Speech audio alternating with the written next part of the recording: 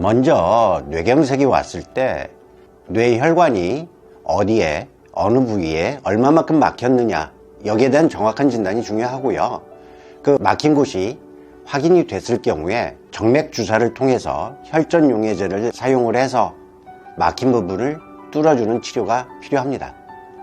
그런데 이 혈전 용해제를 사용하기에는 장비나 시설 자체가 충분해야 되며, 또 거기에 대한 환자에 대한 모니터링도 중요합니다. 그렇기 때문에 장비와 시설이 정확하게 잘 갖추어져 있는 병원에서 정확하게 진단을 받고 치료를 받는 게 제일 중요하다고 하겠습니다. 또 뇌출혈은 출혈의 부위, 출혈량, 환자의 의식 상태 또는 마비 상태에 따라서 그 치료 방법이 약물 치료인가 술 치료를 할 것인지를 결정하게 되고, 그에 대해서 정확하게 치료를 하고 환자도 다른 합병증, 후유증이 생기기 전에 빠른 시일 내에 병원 내에 오셔서 진료를 받으시면 대부분은 별다른 무리 없이 치료가 잘 될 수 있습니다.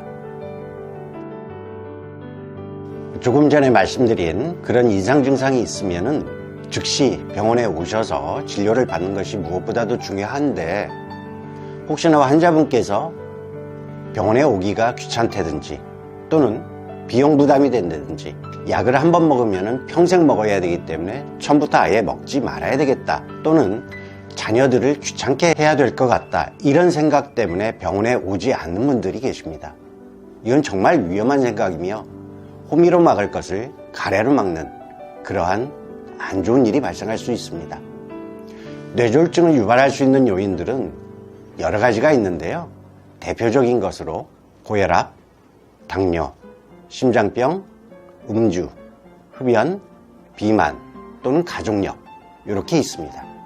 뇌졸중을 예방하고 치료하기 위해서는 방금 열거해드린 그런 질환에 대한 문제를 잘 관리하고 치료를 하는 게 무엇보다도 중요합니다. 그리고 병원에 오신다고 해서 무조건 비싼 검사를 권유하거나 치료를 하지는 않습니다. 가벼운 경우에는 문진, 이학적, 신경학적 검사로 그냥 끝나는 경우가 있고요. 증상이 가볍다 하더라도 뇌졸중이 의심되는 경우에는 MRI 또는 CT 검사를 해서 정확하게 진단을 할 수가 있습니다.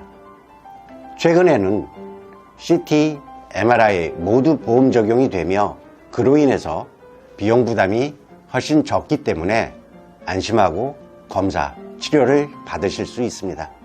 제일 중요한 거는 그 전에 느껴보지 못했던 이상 증상이 발생했을 때 지체 없이 빠른 시간 안에 병원에 오셔서 전문의의 진료, 상담을 받는 게 가장 중요합니다.